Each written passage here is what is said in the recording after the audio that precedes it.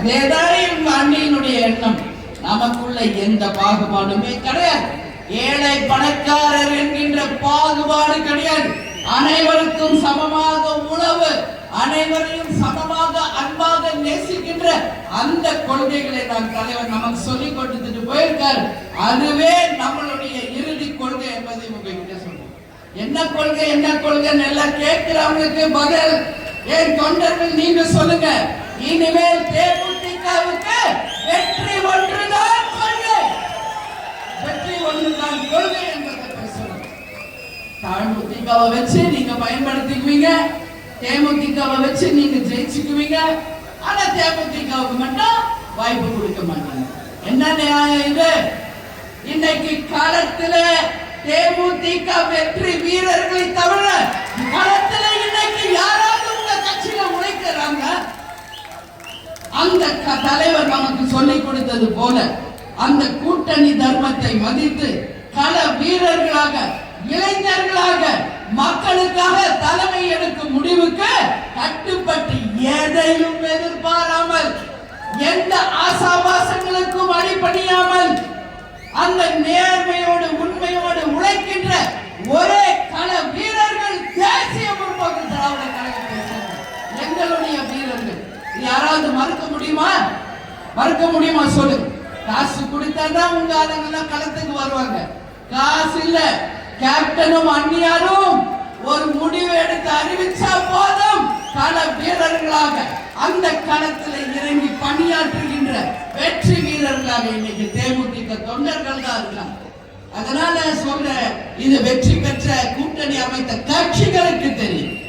உண்மையிலே நாங்கள் இன்னைக்கு ஜெயிச்சிருக்கோம்னா அதற்கு காரணம் தேமுதிக என்று அத்தனை பேர் வந்து சொல்றாங்க. இந்த மேடையில வச்சிருக்காங்க எங்க மாவட்ட செயலாளர்கள். இவங்க எல்லாம் யார்? மாவட்ட செயலாளர்களா? ஒரு அமைச்சருக்கு இருக்க வேண்டிய தகுதி படைத்த ஒரு மாவட்ட கழக செயலாளர்.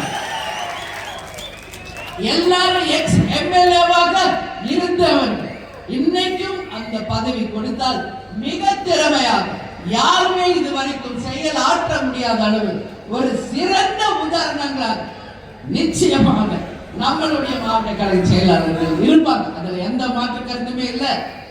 இந்த மாநாடு வெற்றி பெறுவதற்கு அயராது பாடுபட்ட சிவக்கொழுந்து அவர்களுக்கும், உமாநாத் அவர்களுக்கும், நம்மளுடைய அவைத்தலைவர், கொள்கை பரப்பு செயலாளர், இந்த கடலூர் மாவட்டத்தை சேர்ந்த அனைவருக்கும், என்னுடைய தம்பி எல்கே சுதீஷ் அவர்களுக்கும் ஒரு வேலையை கொடுத்தால் தன்னுடைய தலையாய கடமை அவர்கள் ஏற்றுக்கொண்டு 15 நாளில் 20 நாள் ஆனாலும் களத்திலே இறங்கி அந்த வேலையை மிக சிறப்பாக செய்து முடிக்கின்ற முழு திறன் படைத்த என் தம்பிக்கு இந்த மாநாட்டின் சார்பாக என்னுடைய வாழ்த்துக்களை பாராட்டுகளை நான் தெரிவித்துக் கொள்ள பெருமைப்படுகிறேன். அக்காவாயில பொதுச் செயலாளர். இன்னைக்கு தமிழ்நாடு முழுக்க எத்தனையோ மாநாடுகள் நடத்தி இருக்கோம்.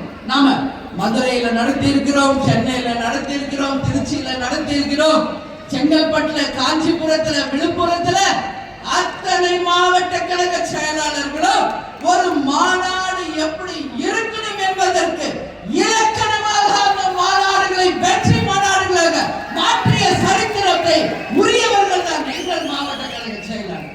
இதுவரைக்கும் தமிழ்நாட்டில் நடந்த அத்தனை மாநாடுகளிலும் இன்னைக்கு தேமுதிக மாநாடுக்கு இணையில்லாத மாநாடுகளாக, யாரும் ஒப்பிட முடியாத மாநாடுகளாக தான் தமிழ்நாட்டில் இத்தனை நாள் எல்லா கட்சியும் பார்த்துட்டு இருக்காங்க. இன்னைக்கு தமிழ்நாடுல, இந்தியா இல்ல, உலகமே கடலூர் பாசார் கிராமத்து மேலதான் இன்னைக்கு அத்தனை பேருடைய கவனம் இருக்கிறது என்றால் என் வார்த்தை மிக இல்லை என்பதை இந்த நேரத்தில் நான் சொல்றேன். ஒரு தலைவர் எப்படி இருக்கணும் என்பதற்கு அடையாளமாக வாழ்ந்தவர் நமது தலைவர் அவர்கள். தர்மத்தின் பக்கமும், மனித நேயத்தின் பக்கமும், தைரியத்தின் பக்கமும், எதற்கும் அஞ்சாத துணிந்த நெஞ்சை கொண்ட வீரராக நம்ம கேப்டன் வாழ்ந்திருக்கிறார். அதனால சொல்ற, தலைவர் இன்னும் போல நம்ம தலைவர் இன்னும் 100 இல்ல 1000 வருஷம் இந்த பிரபஞ்சம் இருக்கும் வரை ஒரு தெய்வமாக நிச்சயம் நம்முடன் இருந்து வழி நடத்துவார் என்பதில் எந்த மாற்று கருத்தும் இல்லை.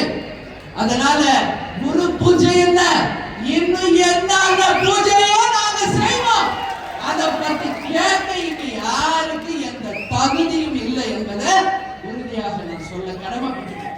இன்னைக்கு தினந்தோறும் நம்மளுடைய ஆபீஸ்ல உணவளிப்பு. ஏன்? தலைவருடைய விருப்பம். தன்னை தேடி வந்தவர்கள் யாரும் பசியோடு செல்லக்கூடாது என்பதை நமக்கு சொல்லிக் கொடுத்தது. நிதி வழங்கிய அனைவருக்கும் தேசிய முற்போக்கு திராவிட கழகத்தின் சார்பாக நன்றியை சொல்றோம். இந்த மாநாடு ரசிகர் மன்றமாக ஆரம்பிச்சு இன்றைக்கு தேசிய முற்போக்கு திராவிட கழகமாக இருக்கிறது. கடலூர் மாவட்டம் என்றாலே இது கேப்டன் கோட்டை என்று நீங்கள் நிரூபித்தது. கேப்டன் அவர்களுக்கு முதல் வெற்றியை கொடுத்த மாவட்டம் கடலூர் மாவட்டம், விருதாச்சலம். எத்தனையோ மாவட்டங்கள்ல நம்ம மாநாடு நடத்தி இருக்கிறோம். ஆனால் கடலூர்ல தலைவர் இருந்த போது மாநாடு நடத்தல. அதனாலதான் தலைவர் அவர்களுக்கு முதல் வெற்றியை கொடுத்த விருதாச்சலம் தொகுதியும் கேப்டன் கோட்டையுமான கடலூர் மாவட்டத்திலே இந்த முறை நாம் மாநாடு நடத்த வேண்டும் என்பதற்காக தான் இந்த முறை கடலூருக்கு அந்த வாய்ப்பு கிடைத்திருக்கிறது. மக்களுக்காக மக்கள் பணி செய்த போது மகத்தான ஒரு வெற்றியை தந்தவர்கள் நீங்கள். அதே போல இப்பொழுது உள்ளம் தேடி இல்லம் நாடி மக்களை தேடி மக்கள் தலைவர்